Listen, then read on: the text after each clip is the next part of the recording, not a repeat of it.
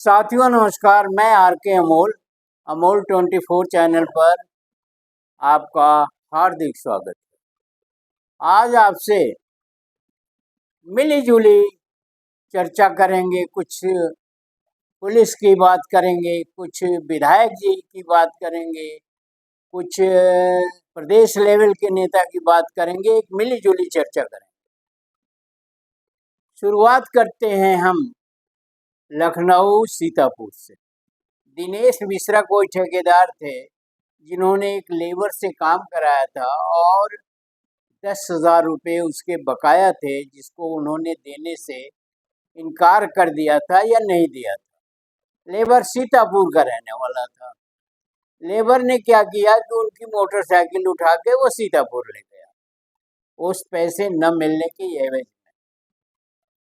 फिर वो बहादुरगंज पुलिस चौकी पर पहुंचा, जो सीतापुर की एक पुलिस चौकी है। वहाँ वो रिपोर्ट लिखाना चाहता था इसकी संबंध में कि दिनेश मिश्रा जो है हमारा पैसा नहीं दे रहे हैं और मोटरसाइकिल भी लाए, मतलब यही सब मामलों में वो एक एफआईआर दर्ज कराना चाहता है। चौकी में उससे एफआईआर दर्ज कराने के लिए 5,000 रुपये मांगे गए रिश्वत के तौर पर। मामला इतनी देर में गरमा गया। उस समय चौकी इंचार्ज जो है चौकी पर नहीं थे और जो दिनेश मिश्रा ठेकेदार है वो चौकी पर पहुंच गया। वो चौकी के अंदर एक चारपाई पर लेट गया। इस तरह मामला अभी चल ही रहा था और चौकी का सिपाही, ठेकेदार, ये सब जो है उस लेबर को बुरी तरह से प्रताड़ित कर रहे थे और ये कह रहे थे कि नहीं दोगे 5,000 तो तुम्हारा एफआईआर नहीं लिखा जाएगा, पहली बात। दूसरी बात, तुम्हारे खिलाफ अन्य कार्रवाई भी किया जाया था, जैसे पुलिस धमकी देती है सबको, वैसे वो धमकी दिया जा रहा है। इसी बीच सेवता के विधायक ज्ञान तिवारी जी जो है वहाँ पहुँच गए उस लेबर के समर्थन में और उन्होंने काफ़ी फटकार लगाई। उस समय चौकी इंचार्ज वहाँ उपस्थित नहीं थे। उन्होंने सिपाही को फटकार लगाई। उस ठेकेदार के बारे में पूछा तो पता चला ये ठेकेदार यही ठेकेदार है जो पैसे नहीं दिया है। तो ये बड़ा नागवार गुजरा विधायक जी को कि ये ठेकेदार चौकी में चारपाई पर कैसे लेटा हुआ। विधायक जी ने उसको काफ़ी फटकार उटकार लगाई कि तुम यहाँ कैसे लेटे हो। और इसी बीच जो है चौकी इंचार्ज आ गए और उनसे विधायक जी की बहस होने लगी। विधायक जी ने पूरी जानकारी चौकी इंचार्ज से ली और चौकी इंचार्ज को भी उन्होंने फटकार लगाई। इस प्रकार मामला जो है विधायक जी ने मामले को टैकल किया और आगे की कार्रवाई जो है उसमें क्या हुई अभी प्रतीक्षित है। एक तो ये मामला हो गया।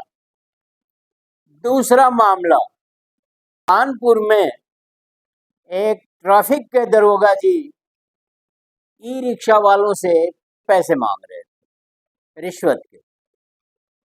ई रिक्शा वाला जो है उसको उन्होंने इसी के विरोध में या इसके उसमें जो है उसको 4-5 झापड़ मार दिया। सारे ई रिक्शा वाले इकट्ठे हो गए और इकट्ठे होकर के उनके विरुद्ध जो है हंगामा शुरू हो गया। हंगामा होते देख दरोगा जी ने कहा कि पैसे कोई मैं अकेले थोड़ी ना खाता हूँ, ये पैसा तो ऊपर तक जाता है। और फिर वो उन्होंने माफी मांगी रिक्शा वालों से और मामला रफा दफा हो गया साइड पर ही। ये दूसरा उदाहरण। तीसरा उदाहरण है कि माननीय शिवपाल जी सपा के दूसरे नंबर के नेता थे मुलायम सिंह के जमाने में और आज भी, और इटावा के जसवंत नगर से आज भी विधायक है। शिवपाल जी को कौन नहीं जानता। उन्होंने किसी काम के लिए बुलंदशहर के डीएम से बात करनी चाहिए और 20-25 बार फोन मिलाया लेकिन फोन नहीं उठा। इसकी शिकायत जो है विधानसभा अध्यक्ष सतीश महाना जी से शिवपाल यादव जी ने किया कि ये हालत है प्रशासन की। माननीय विधानसभा अध्यक्ष जी ने उन्हें डीएम को नोटिस जारी किया और डीएम ने माफी मांगा और फिर मामला जो है एक तरह से रफा दफा हो गया। ये 3 उदाहरण हैं। इस तरह के अनेकों उदाहरण हैं प्रदेश में। पुलिस वर्सेज जनसेवक, प्रशासन वर्सेज जनसेवक, और क्राइम की तो बात ही नहीं पूछनी। हर जगह पैसा पैसा पैसा, पैसा काहे का? रिश्वत का। तो ये कमिश्नरेट की पुलिस है। कमिश्नरेट जो है भ्रष्टाचार करने के लिए बनाया गया या मनमानी करने और कराने के लिए बनाया गया। इससे तो यही सिद्ध होता है। तो पुलिस तो पूरी तरह से भ्रष्ट हो चुकी है, पहले से भी भ्रष्ट है। लेकिन अब उनका भ्रष्टाचार जो है बिहाई के लेवल पर आ गया, खुला हो रहा है, किसी चीज का डर भय नहीं है। और उत्तम प्रदेश का प्रशासन, उत्तम प्रदेश के संवैधानिक पदों पर बैठे हुए लोग और उत्तम प्रदेश के की पूरी जो है प्रशासनिक व्यवस्था चरमरा ही नहीं गई है, बल्कि समाप्त हो गई है और पूरी तरह से राम राज्य हो गया। संवैधानिक पदों पर बैठे हुए लोग राम राज्य की गुणगान करते थे और कहते थे कि राम राज्य लाना है। राम राज्य आ गया। राम राज्य में जो है पुलिस बेलगाम है, 1 2 3 जगह नहीं, पूरे प्रदेश में।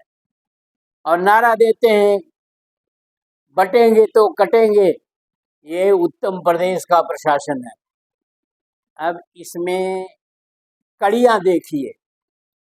पुलिस, विधायक जी, माननीय शिवपाल यादव जी भी लेवल के नेता हैं, प्रशासनिक अधिकारी श्रुति सिंह, विधानसभा अध्यक्ष जी, इसमें सब टॉप लेवल के लोग जो है मामले उनके संज्ञान में है। उन्होंने इस मामले में जो हस्तक्षेप किया है और कोई छोटी मोटी बात नहीं है। सब उच्च पदों पर बैठे हुए लोग हैं जिनके संज्ञान में इस तरह की बातें आ रही। तो वीडियो को ध्यान से पढ़िए, समझिए, दूसरों को भी समझाइए, हमें भी कमेंट बॉक्स में समझाइए। और इस दुर्दशा के लिए आप भी जिम्मेदार हैं, हम भी जिम्मेदार हैं। चैनल को सब्सक्राइब नहीं किया हो तो सब्सक्राइब कर लीजिए। वीडियो को शेयर और लाइक करना न भूलें। धन्यवाद। जय भारत, जय संविधान।